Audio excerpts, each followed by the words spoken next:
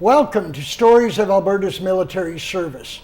I'm Lieutenant Colonel Retired Robert McKenzie, and joining me today is Captain Don Gerling.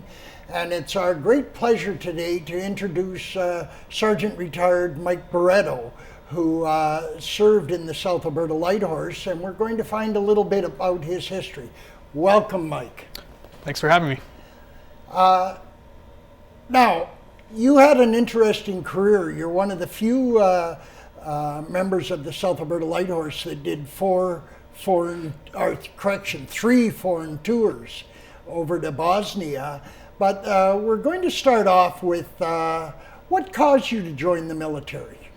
I guess I wanted to join from a young age.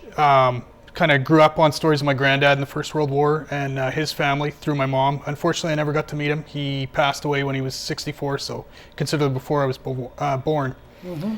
I always wanted to join. I thought I was going to join the Air Force, but eyeglasses precluded that. And my sister had a friend who was a recruiter in Saskatoon, and he kind of steered me towards the reserves. He said, give it a try, and if you like it, then you can go on to the regs. The nearest unit to me happened to be the Saskatchewan Dragoons in Moose Jaw, and that's where I ended up joining in 1989. Where did you grow up?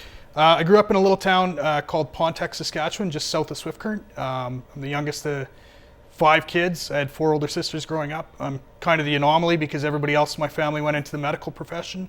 My dad's a doctor, 2 of my sisters are nurses, one's a pharmacist and one's a bioengineer. And I just always wanted to be in the forces. Okay, so you joined the SASDs, Saskatchewan Dragoons, in Moose Jaw. What type of training did you take there? I did my basic training at the National Rank Qualification School, Wainwright, which was it was a really good experience. We did it full time over the summer, and most of our instructors were all from the Lord Strathcona's Horse. They were regular Army. They had just come back from Cyprus, so they were very knowledgeable.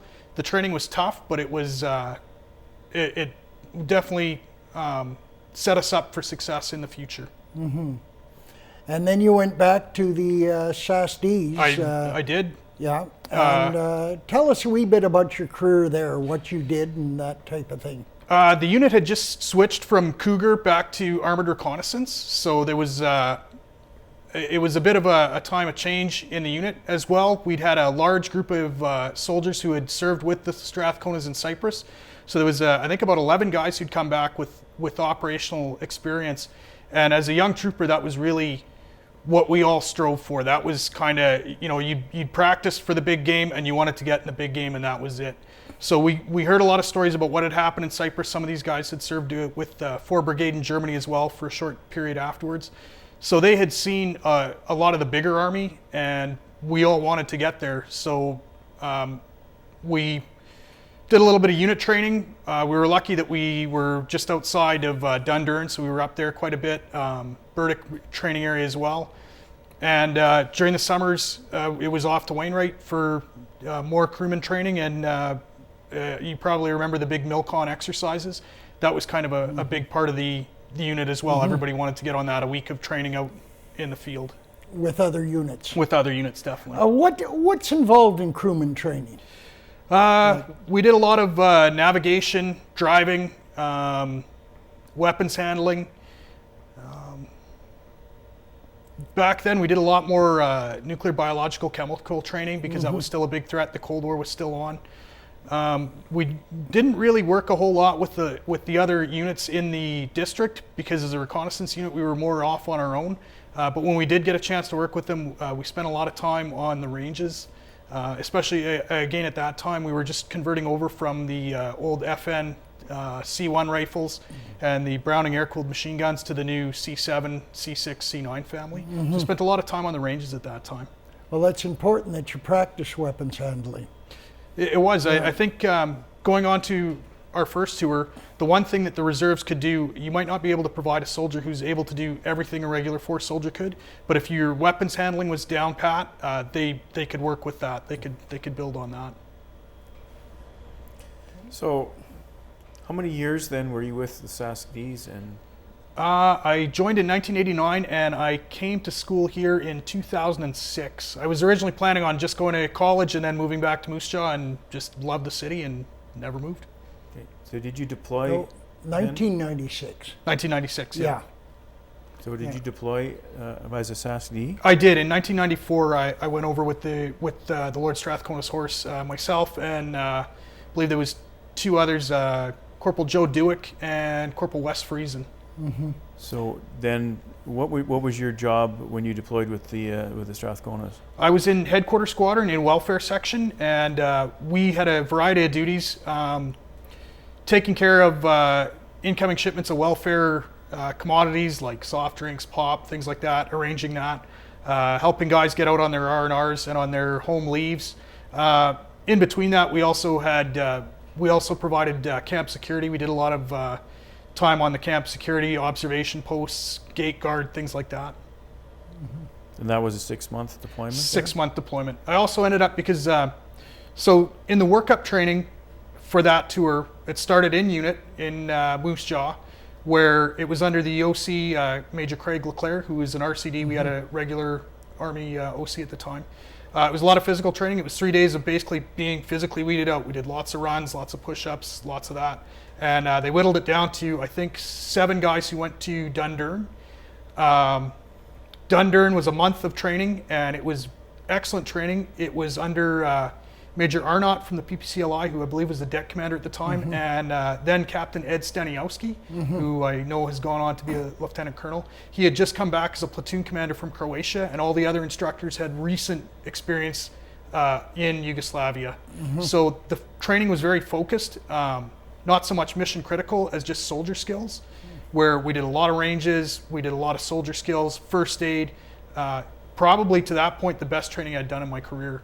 And we whittled it down to, from the SAS-D's 3 members, it was about 50 to 60 members started that, and I believe 40 of us actually deployed overseas with the Strathconas and 1 PPCLI. How'd the Strathconas treat you over there? After the initial intake, I'd say very well. We did a month-long exercise in California at Camp Pendleton, Marine Corps base there outside San Diego.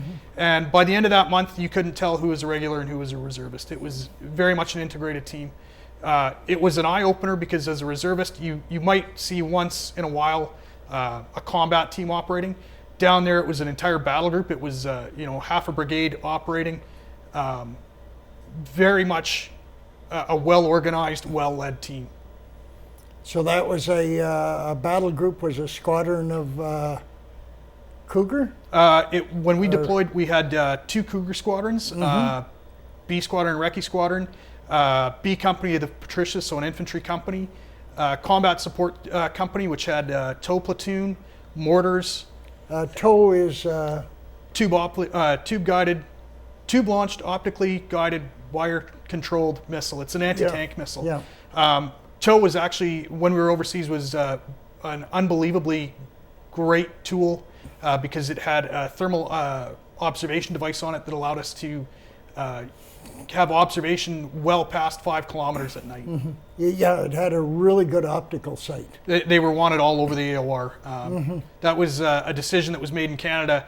I'm not exactly sure the politics of it. We weren't supposed to deploy with that type of anti-tank weapons, but it was solely on the observation capabilities. However, the fact that it could hit a target at 3,700 meters probably didn't hurt either. No. Okay, you came back from the deployment to Bosnia, and you were still in the SAS-Ds. I was, yeah. Post-deployment, it was there's a little bit of a culture shock where you've been used to being in the big army. It's kind of like driving an Indy 500 and suddenly you're back on the go-kart track. And I know a lot of guys get out. I know my friend Corporal Friesen, he got out. He left the Army after that to go pursue college. Joe Dewick stayed in for a little while, but again, he went off to pursue college. I stayed in, but you kind of bond with the people who you were over there with.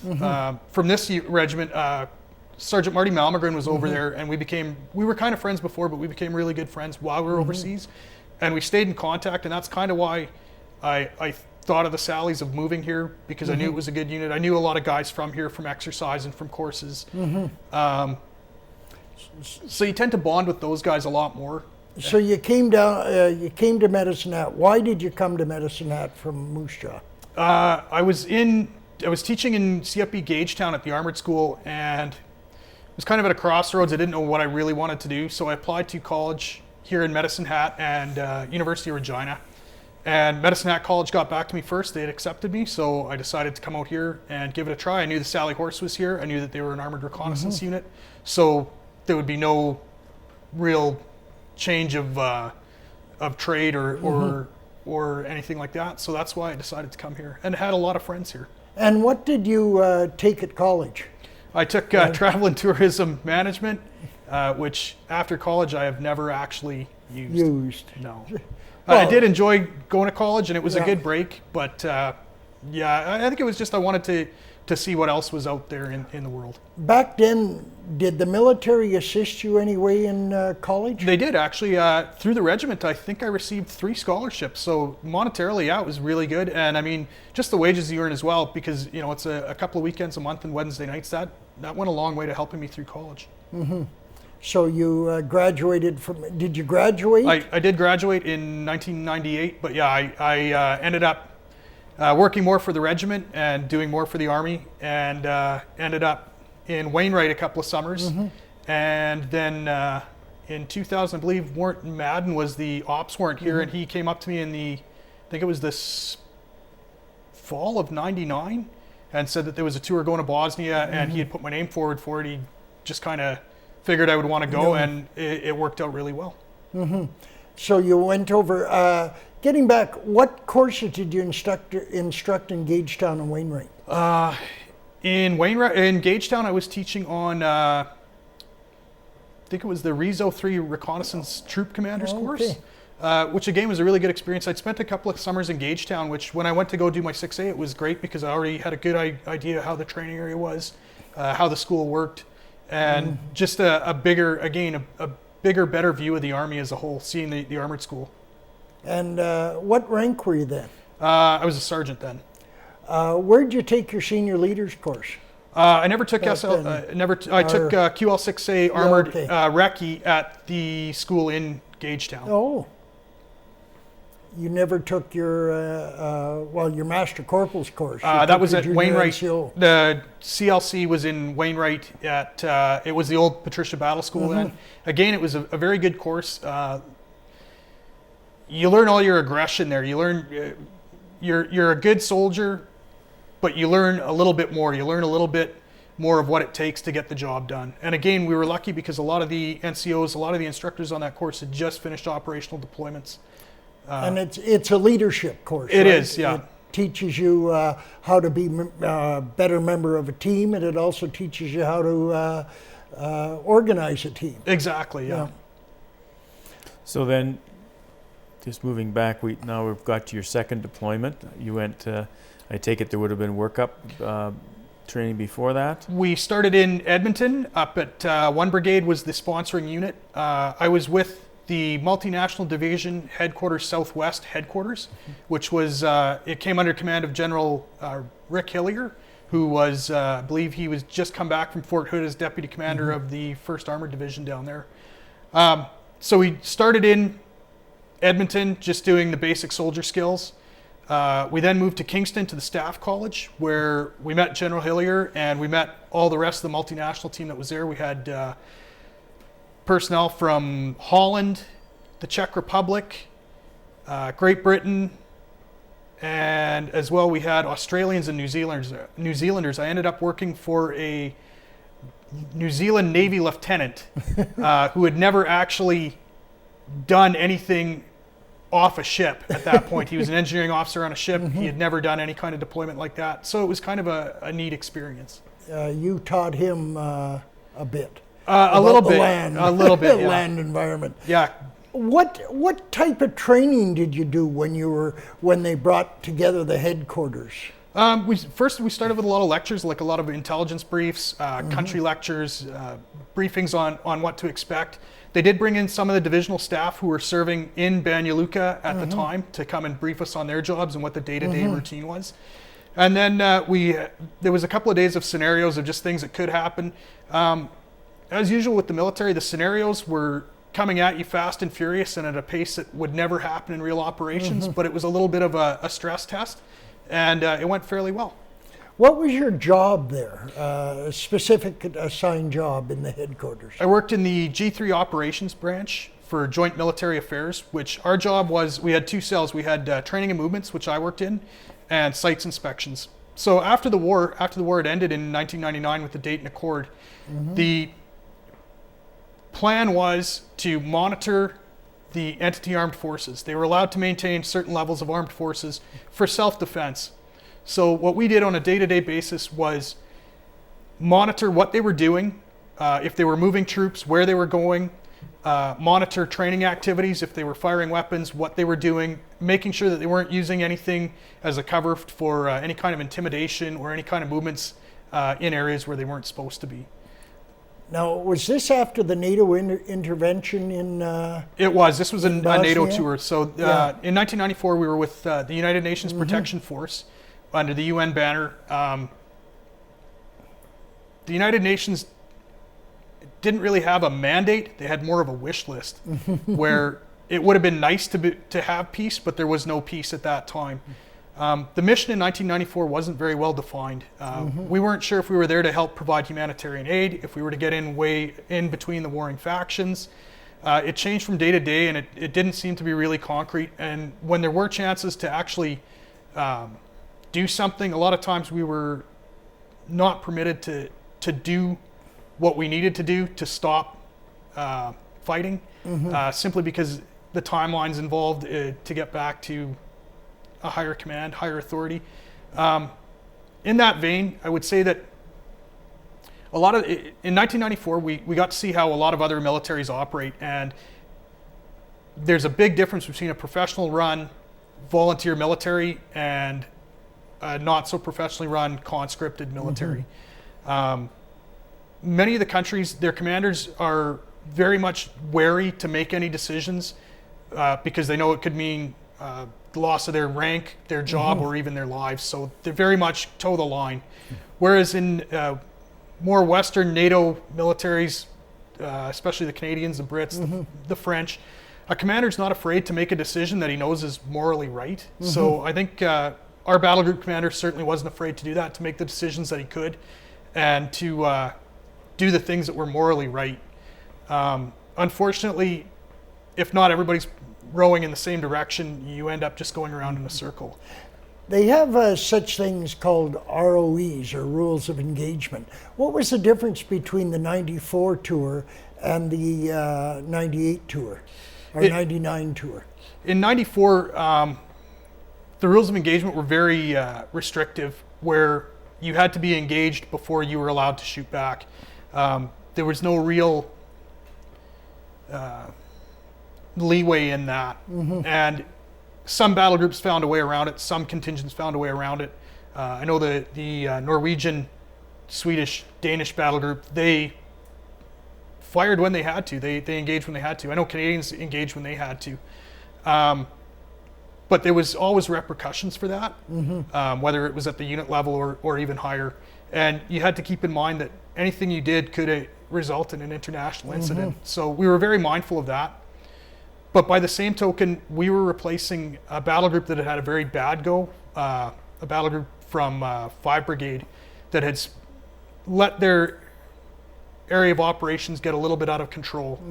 So when we were doing our work up in Calgary, it was impressed upon us that we were there to do our jobs, and that we were not to interpret anything as how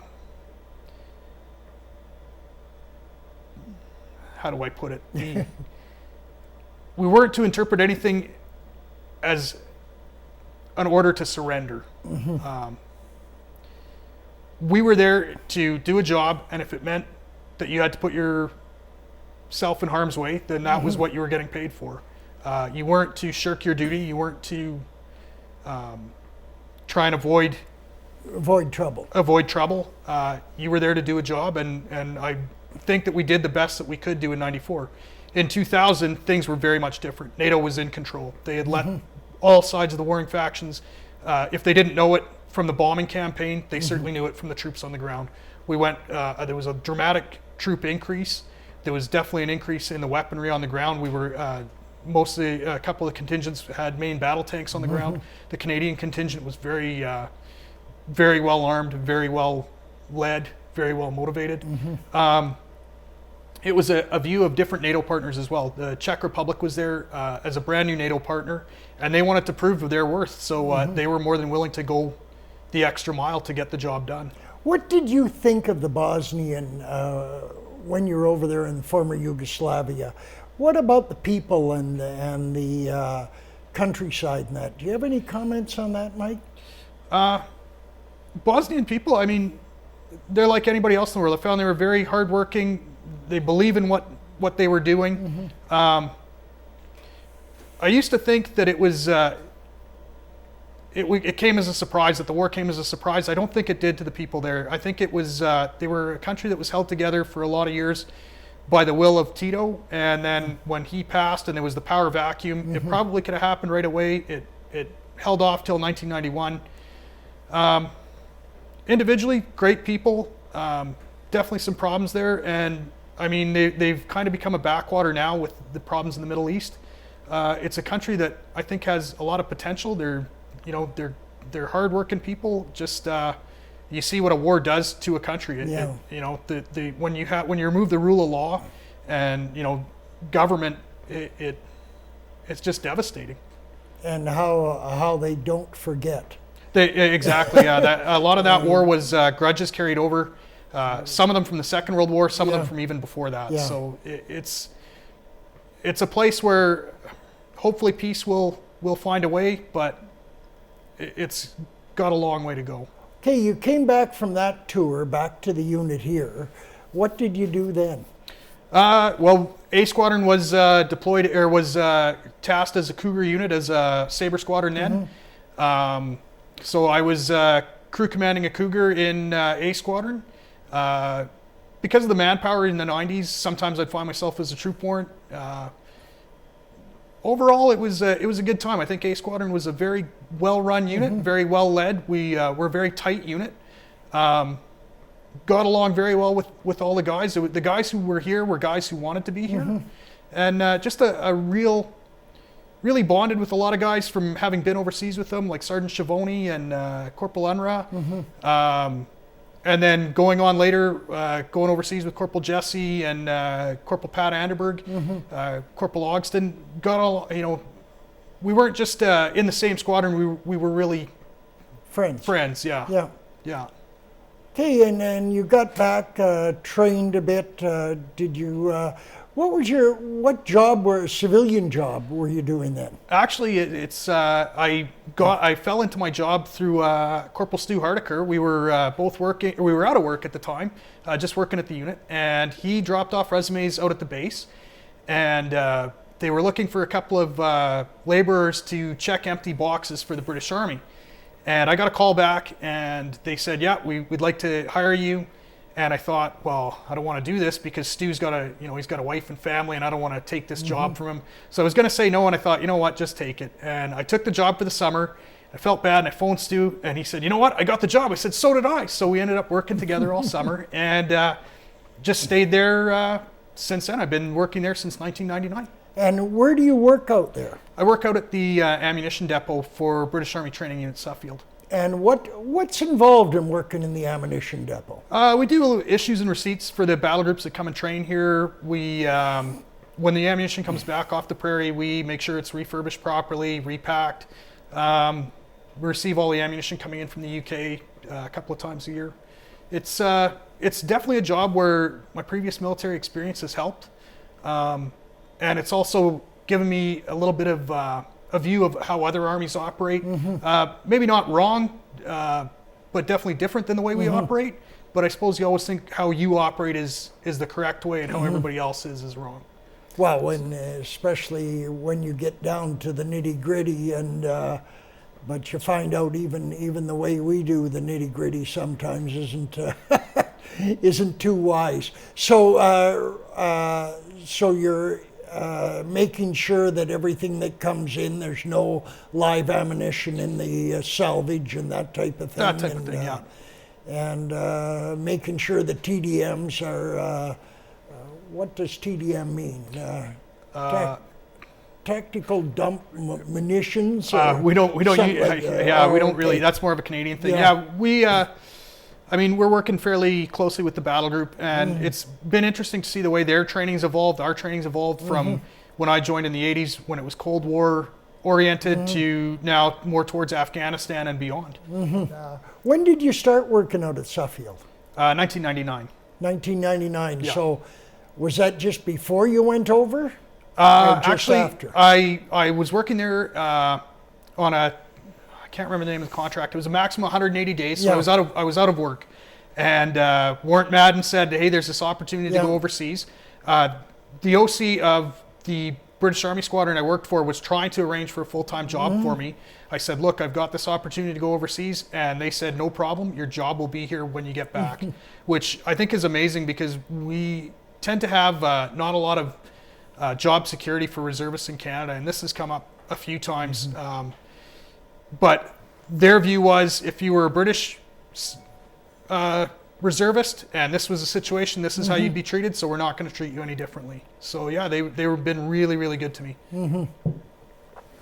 Because I know they did keep your job the second time you went over. They did, yeah. And then you said, I think I'd go, like to go again. And what was your comment there?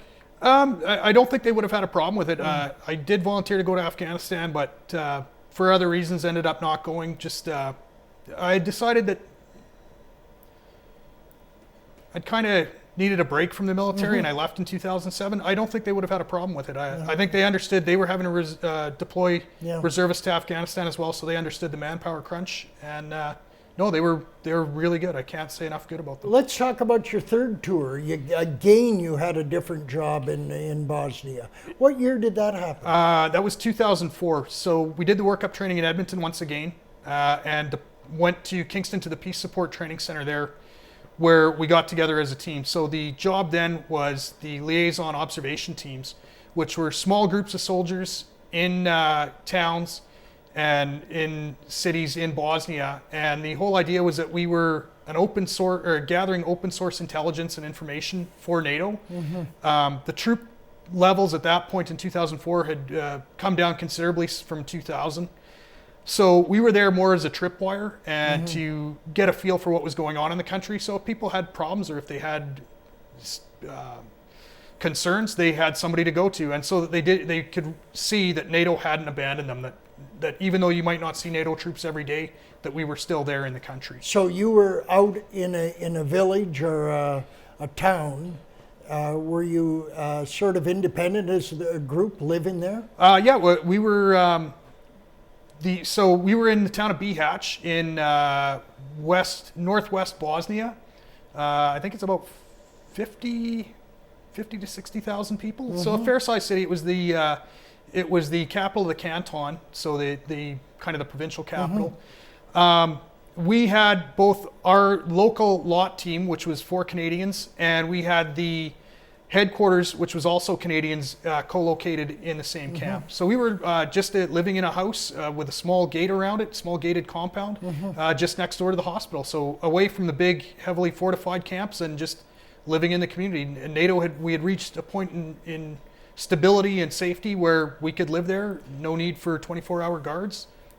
Did you do your own cooking and everything? Or? We did. We were living out on the economy, so that was part of the show. The flag was we were eating in the local restaurants or making our own food. We had a small kitchen, but yeah, just getting out in the community and letting them see us. How did you enjoy that? It was a good tour. It was a winter tour. We went through a winter like I've never seen here in Canada. 9-10 feet of snow in the mountain passes. But amazingly, they had them cleared. We were out, I don't think there was maybe 2 or 3 days in 6 months where we weren't able to patrol.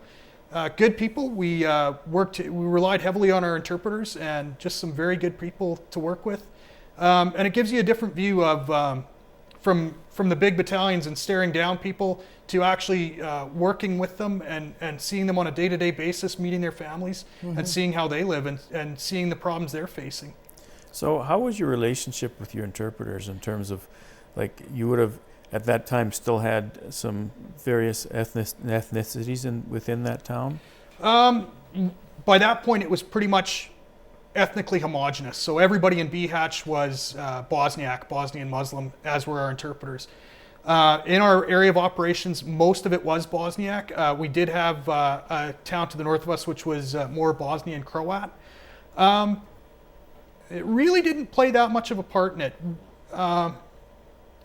As far as that went, nobody ever had a problem with it. The only time we had to go outside of an interpreter, bring in a non-local interpreter, was an old fellow who flagged us down on the side of the road and wanted to report some information on a war crime that had happened during the war in 1995. And he just didn't feel that he would be 100% safe having an interpreter who was local, who could get that word out. So we did have an interpreter brought in from Banja Luka, who was completely anonymous to the situation, wasn't able to really know who he was talking to. We did get some good information out of that. Unfortunately, and this is kind of the bad part of only being there for 6 months, we never found out what the result was, if anybody was ever brought to justice for it. Mm-hmm. What sort of war crime was there? That particular one was a massacre. That was, I believe, a murder of 7 people in a village just to the north of us during the war. Did you have to investigate that, or did somebody else? No, somebody else investigated. We were just there as the primary contact, and then either intelligence or military police would investigate. But at that point, we were really trying to encourage the Bosnian police to take care of those problems themselves. And we were just there to give a little bit of guidance and maybe a little bit of support. The RCMP was working in Behatch at the same time, so we had a really good rapport. I wish I could remember the corporal's name. We had a really good rapport with him, and things seemed to really move along. One of the big operations that was going on both in 2000 and 2004 was Operation Harvest, which was retrieving all the weapons that were out there. Because when a war ends, it doesn't mean everybody simply, hands everything back. There was a large amount of weapons out there. So Op Harvest in 2000 was collecting thousands of weapons on a monthly basis. Everything from rifles to machine guns to explosives. In one incident in the Canadian area of operations, there was Patricia Patrol was out in the countryside, and one of the young privates noticed that there was a barn with an addition built onto it with no apparent door. So he went poking around a little bit, and lo and behold, there was a tank inside the addition. It had been built to hide it. And that was confiscated from whoever had it, and it was brought back to headquarters. But it was the private on the ground who, just being switched on, paying attention, found that. That wasn't the only one that was found out in the countryside either. So even though the war had ended, people were still, if your village had been overrun or had been under siege, there was still a lot of wariness, a lot of fear that it could happen again, and they didn't want to give up that ability to defend themselves.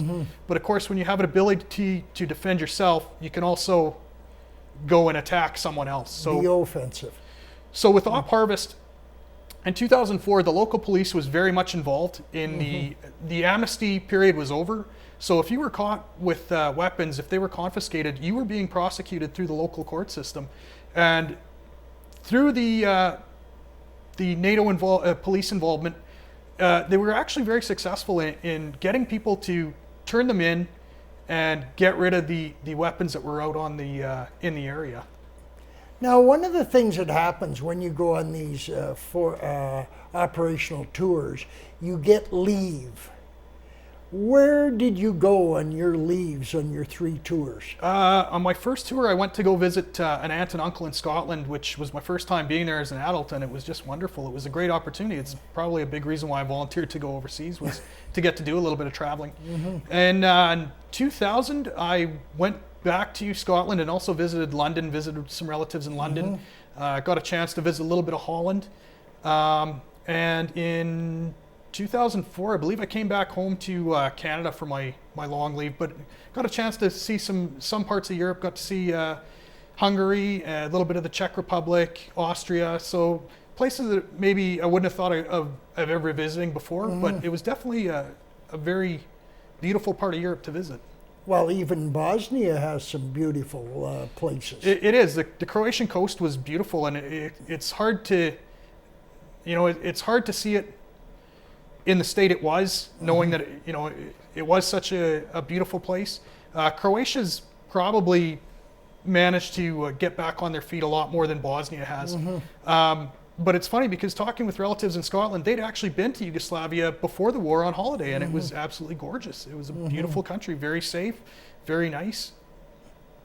So after your third tour then, you came back. Yes. And did you stay in the regiment then at that point?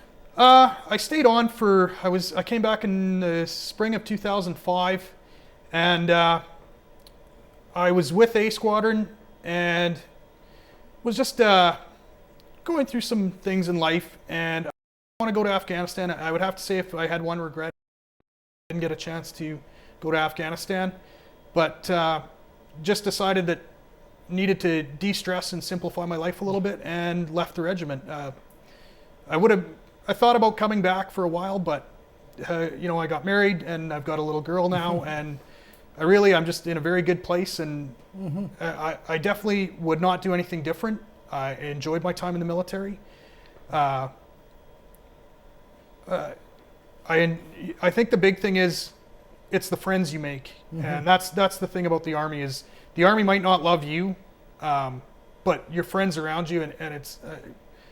I've heard this before, and it's hard for a soldier to say, but you do love each other. You don't risk your life for somebody if you don't love them, and that's just that bond. I've got friends that I might not have seen in years, and I suppose everybody who's been in will say the same, that you might not have seen them for years, but when you meet back up with them, it's like you've never left. Yeah. So you obviously enjoyed your military career, and you still enjoy, is there enough connection for you in your job at Suffield? There is, yeah. To keep the military side of your enjoyment in your life? There is, yeah. It also reminds me on a daily basis sometimes why I left, to get away some of the spit and polish of the military and the, don't want to say it, but the nonsense of the military. But a lot of times the nonsense is necessary. The spit and polish is necessary. It brings out the discipline that you need to get you through tough times. Do you have anything else you'd like to say to the audience, Mike, on any of your experiences? No, I would definitely encourage anybody who's thinking of joining the military to do so. The reserves has been really good for me. I owe a lot to the reserves. My job today I got through a friend through the reserves. My college education I paid for through the reserves. I met my wife through the reserves. So, it's definitely a good experience, and it's the people that you meet. You'll never make friends like you do here. Now, you got married in 2010 after you left. I did. You sort of stabilized your life and I did, yeah. And you have a young daughter now. I do, yeah. My little girl, Aaliyah, she's 4 years old. I notice a lot of postings on Facebook, and you obviously really enjoy her. I do, yeah. Yeah. She's a great little kid. Well, I don't have any more questions for you. It's been a great opportunity to chat with you about your military experience, and I'm glad that you have such a positive outlook on your military service, and that it obviously was an impact in your life. And even though you've left it at this stage of the game, it's probably formed a great deal of who you are and become. And you're kind of a poster child, perhaps, in that respect, for those who may get a chance to see this, that the reserves have a lot to offer individuals in terms of life skills, as well as all the military schools that you get from it. And so, one question I have is, how has your attitude towards Canada changed, being 3 times in a war zone? what's your view of Canada in comparison to the other places you've seen? Makes you appreciate what we have here. It's we live in an unbelievable country, the best country in the world as far as I'm concerned. We have problems here. We might not always get along together, but there's no place in the world that I would rather be. In 1994, while we were overseas, we were coming home to the Quebec referendum, and a lot of guys were thinking that maybe we were coming home to fight our own civil war. And just the thought of that, what a war does to your country, how, you know, the impact it makes. I mean, Bosnia is still getting back on its feet. It may never fully recover. I would never want that to happen here. I would do anything to keep that from happening. But by the same token, I mean, you have to stop thinking about what's in it for you and think what's in it for everybody, what's in it for the country. And I think that that's maybe what's lacking in Canada today. Too many people just concerned about themselves. How has the military service changed you as a person? Sort of a hard question, but what difference has it made in your life, do you think? I think it opened my eyes to a lot of things. I mean, growing up in a small town in Saskatchewan, I had kind of really an idyllic childhood. You know, no crime, no real problems there. It was a bit boring, but we made our own fun. But joining the military, you got to see a big part of the world, and sometimes the world's not a very nice place. Sometimes the world is a pretty harsh place, and you have to be prepared to deal with that. You can't wish it away. You can't hope that things get better unless you put your shoulder to the wheel.